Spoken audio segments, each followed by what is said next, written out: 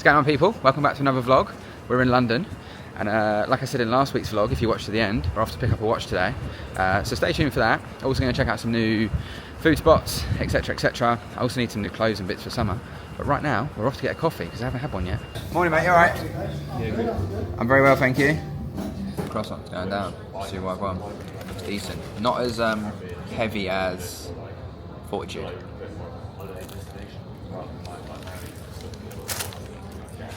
It's a good way to start a day, mate. Yeah. Definitely recommend checking out Watch House. There's quite a few. This one in Bond Street's the better one. Don't have it, do you? Brand's locked in. We've got the best t-shirts. If you want t-shirts, Uniqlo, Airism, the best in the game. Literally, That's the one. This is my whole summer wardrobe sorted. Whites, blacks, greens. Is this the same top? No. Blues. It's a bit different, isn't it? This one's going to match the watch we're going to pick up. Buzzing. Something about London, mate. When it's hot and warm and the sun is out, London is just a different vibe. But we're off to the watch shop now. Go pick this piece up. I don't know if they'll let me film in there. They might be a bit weird, to be fair. So I'll try and get what I can. I might switch to my phone because it's a bit more inconspicuous. Man's going incognito. And then it's lunchtime because man's hungry. At the moment, I'm really liking Tudor. I feel like it's a very underrated watch brand. They hold their value well. They've got some really nice pieces. They actually have a flamingo, like Miami blue kind of colour. It's not there. They only have them, I think, in on allocation. But they're actually a good investment piece. And then I'm really a big fan of this red one. I was very tempted to grab this, but maybe another milestone will cop it because it's just different. I haven't seen a red face before. This right here is it's a bit of me. This is like a chocolate dial. Beautiful. Forget the brand of just, oh, it's Rolex, it's AP, it has to be that. That is gorgeous. I'm not going to lie, if I wasn't getting the Tissot today, I would have copped this unbelievable watch. I just didn't want to take away from buying the Tissot. Also, this red, by the way, actually slaps, you know, in the light. I tried on this 41mm as well. This was the one that I wanted, the flamingo in the baby blue, but it's just way too big for my wrist. And here we have it, the ice blue Tissot. Perfect first watch for anyone. If you're looking for a watch under £1,000, this is the one. Really, really popular at the moment on TikTok. Always a queue. It's about a 25-minute queue at the moment. So yeah, see what he's saying. I'm going to ask them what they recommend because I've seen some unbelievable food in there. No, from the beginning, go on. No, put it down, put it down. Put it down, go on. Go on, big man. Right, I feel like a proper westernised snob. It's fine, I'll ask them for like a spoon or something, innit? Nah, I'm going to learn.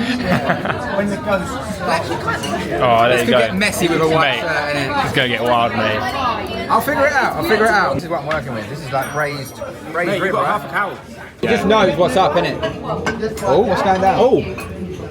Right, after my man's cut it all up for me, look at that. Wow, look at this. Nah, this is banging. That looks incredible. Thank you. Mix it. Mix it, yeah? Cool, thank you. Oh my god. What's it saying? That is banging. Thank you. But the sound is it. Let's try the noodles. What's it saying? Bro, the noodles are filthy. Big man's happy. So good. Big man's happy. Come in. Yes, thank you. Bruh, that was So good. That was unbelievable. You know what, yeah? The service was unreal. I don't know if it's because I got a camera out. I don't know. You know what, yeah? That cutting up your food. Yeah. I've seen a few people go there, like YouTubers. They don't get their food cut up. So, don't know. My guy niced us, innit? They knew big Al was coming in. They knew Al was coming. The food bloggers out here. But yeah, with the whole shabam, the food was incredible. Like the flavors of the food was just a joke. Yeah. Like different gear, mate. Like actually off the charts. And also, yeah, for the price. There was so much left, like we didn't finish it, innit? That's the first time I think I haven't finished a meal in a long time, you know? Yeah. Like, there was just so much, like the noodles. Like lunch and dinner at the same time. Like. Right, I'm gonna get killed. Those wide noodles, outrageous, mate. So yeah, if you're in London, you're in Soho, Noodle Inn, check it out. It's worth the queue. Don't let the queue put you off. I'm gonna give it a strong 8.5, you know? Yeah, bro. Like a strong 8.5 as well. Like, I'd go back in a heartbeat. Mate, dipping that in the sauce, bro. Yeah. Woo! Now we're cooking, mate. This is what I'm all about. Vibes, London in the summer, sun's out, shorts are on. Oh, let's go. I don't know where we're going now, but I need to walk off all this food, innit? Lambo Alb, yeah. Saturday, people, it's Monday. Just gonna make a coffee. Was watching the charts. and EU ran away without me. So the game's the game, it happens. It's one of the big things about not trading a lot is staying sharp, because when you don't trade so much, it's so easy to like fall into this kind of complacent mode where you almost just start missing trades, for example, right? So something to also be mindful of, those of you that might not trade a lot, it's all well and good not trading loads. You know, the more capital you've got, you don't need to trade all the time. Obviously, if the opportunity comes, it comes, right? But yeah, I'm gonna make a coffee, and then I've got a Discord call. So yes, we did one on Friday, so you're probably thinking, why are you doing another one? Basically, I normally do them on a Monday morning, like a coffee morning. But last week with the bank holiday, I didn't want to do the Monday because I was out. And obviously other people were doing stuff. So we changed it to Friday. But then rather than ruin the schedule and make them all Fridays, I thought we'd just do a Monday one. So I'm going to catch up with the gang, see what they're saying. Tell you what as well, absolutely loving this watch. It's just fucking gorgeous. Like, it's a really elegant piece. Like I said before, if you're looking for a watch, these are, you can't go wrong with these. Very low entry as well. You haven't got to worry about getting robbed for it. And if you do, then the robber needs to get better in it, because it's not worth the hassle, mate. But yeah, really happy to get that. However, it's now started to itch for wanting to get watches. I've always liked watches. It's just been a thing of like, you know, wanting to be able to buy something I can actually wear and use. And obviously in the UK, it's a bit, I feel like it's a country that like doesn't really celebrate success. It's more like if you're successful, you just get people frown upon you, hate or rob you. Like, it's just, yeah. It's weird. In the comments, is there any watches you guys and girls like? Is there any timepieces you guys and girls want to get? Any goals you've got that you want to get, like, hit to get there? You know, let me know. I've waited a long time to buy one, to be fair. I didn't think I'd wear it a lot. I just think a big thing for me is making sure whatever I buy, I use. Yeah, not the best one today.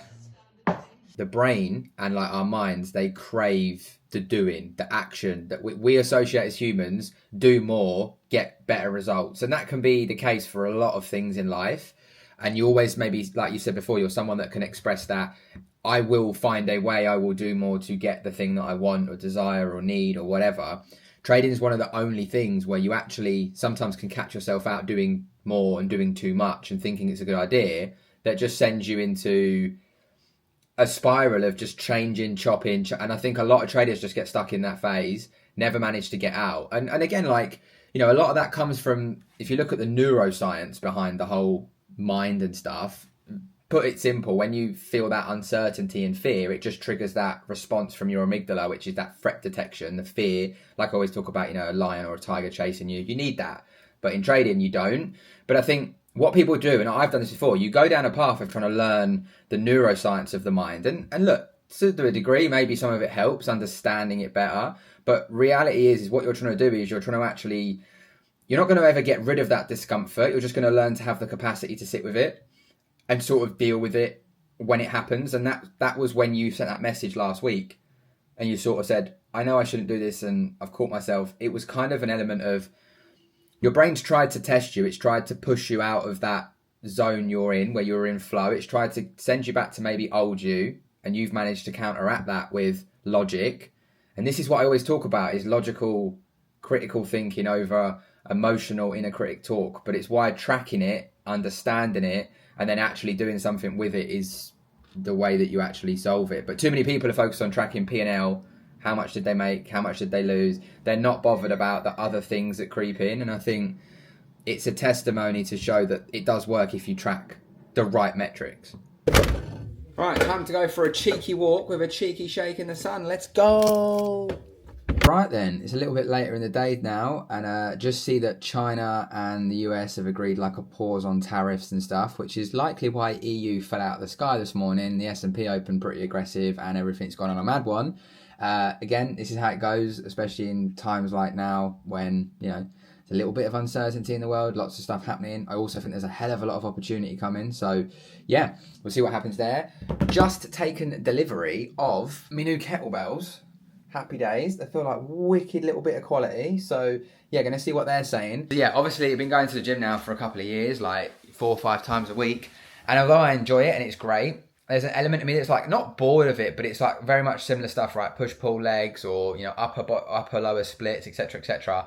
And I figured like I wanted to just change things up a bit more dynamic movements. Obviously, I've mentioned about, you know, the whole mobility sort of side of things. A big thing for me is like future proofing, and also like strength training and just making sure that all round physically I'm feeling good. I'm not trying to get in like a specific shape or anything like that. I just don't want to be a circle in it.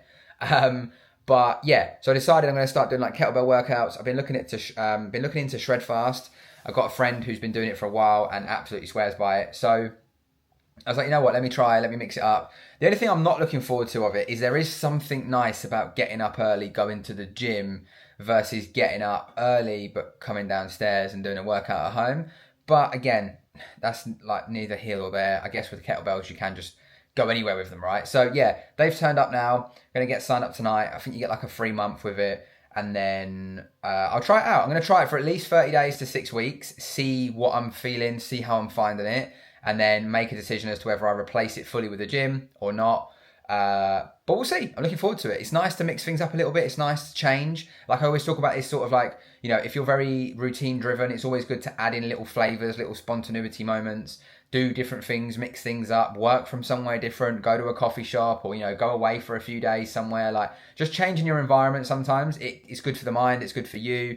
It might spark a new found passion for something different, and equally, you know, it might start targeting areas and muscles that I don't normally train without even realizing. I'm pretty sure it will, like holding kettlebells and swinging them about is naturally going to, you know, stabilize core, different bits and bobs. The main thing for me is making sure it doesn't neglect areas that obviously I've been working hard on to make sure that I don't get aches, pains and all that sort of stuff. So we'll see. If you don't before, let me know.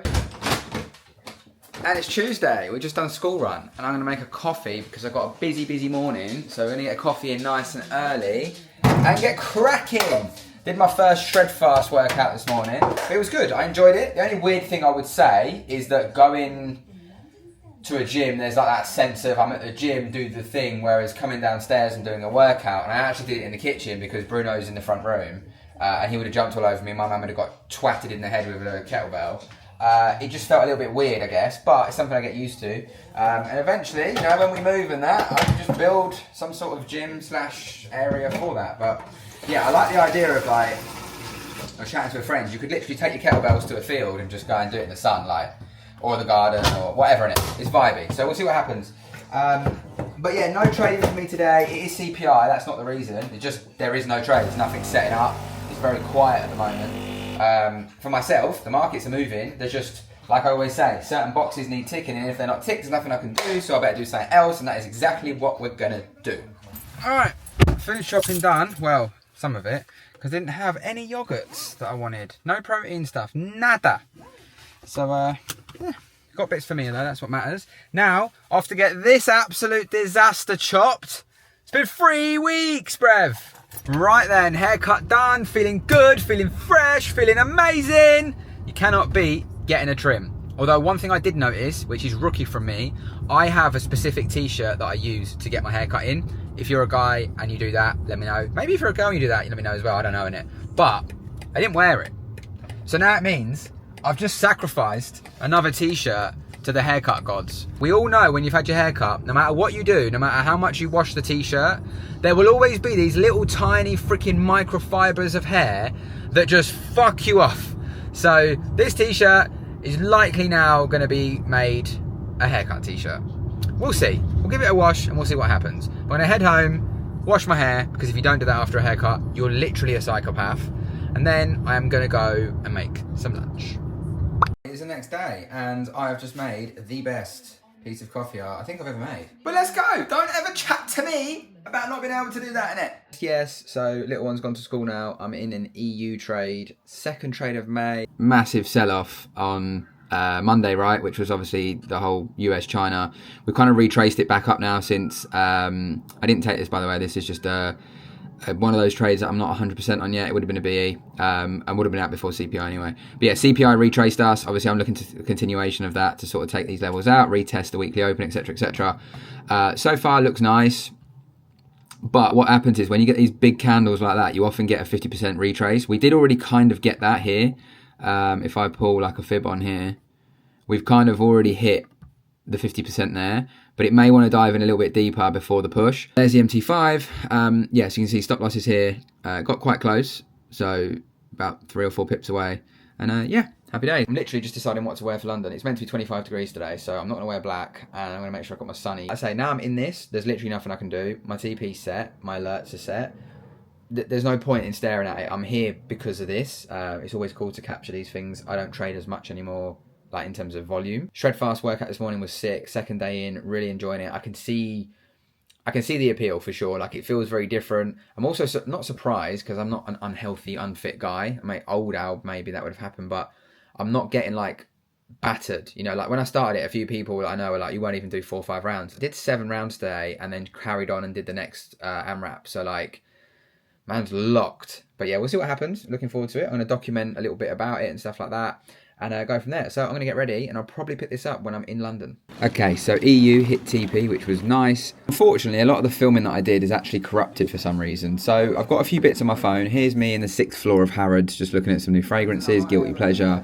Here's me in a hot air balloon, checking out a new rooftop spot with an absolutely incredible view over London. Here's the menu in that spot. Pringles and caviar, bruv. 140s, yeah? Are you mad? And then, yeah, here's some patatas bravas, Sicilian lemonade, pistachio ice cream. All round, top class. Yes, people, how's it going? It's Thursday. Just making a coffee and then cracking on with my day. Was out yesterday, so although I got loads of stuff done in the morning and pretty much everything done, but as I always say, because I've got a strict routine, I've got structured processes, and I'm very like, I'm up early and I'm getting shit done, it allows me to go out and enjoy myself and do things and not feel too guilty, spend time with the family and do everything because I'm pre-planning for it, which is what I think people don't do enough of. Winners and losers have the same goals and ambitions, but what defines the difference isn't what they aim for, it's what they do and it's what they don't. Make sure you're never being a bystander in your own life. Be responsible because you have literally nothing to lose, and that's burning my hand, ow! It's like you've got one shot on this planet, it's not a practice life. Don't be a bystander. Like, I see so many people being like, oh, I wish I could do that, or I wish I could be like that, or I wish I could do this.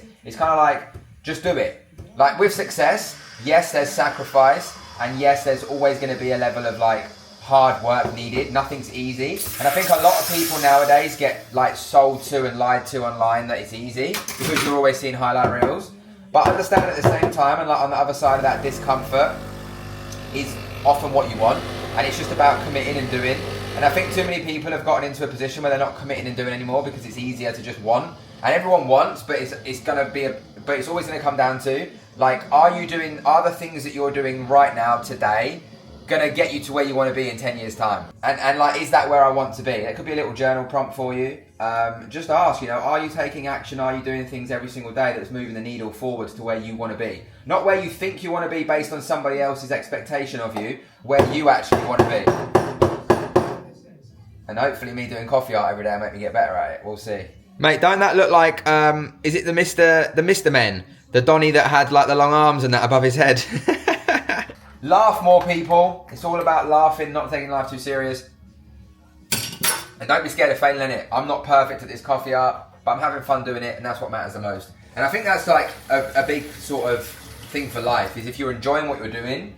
And I always remember, I think it was Ali Abdal saying to me when I spoke to him, when I met him in person a few years back, and he said to me like, if money wasn't a problem, like let's say you didn't need money in the sense of life was good, you could live and function without it, what would you do every day for fun? Or what would be the thing that you did that you just took enjoyment from? What would you take fulfillment from, etc., etc.? And sometimes, like obviously we all have to do things we don't want to do, but sometimes people are doing things because they think it's what they have to do, but they don't enjoy it. And the problem is, if you don't enjoy it, you'll never be able to push through these tough moments and these hard, challenging times because the driving factor is just not there for it. So really vet and ask yourself, like, are you actually doing things that you enjoy, that you want to do, etc., etc. I think it's really important. And guess what? We're on a walk, getting our steps in. I did 26,000 steps yesterday, and it could be easy for me to go, well, I'm ahead by loads, so I could take today off.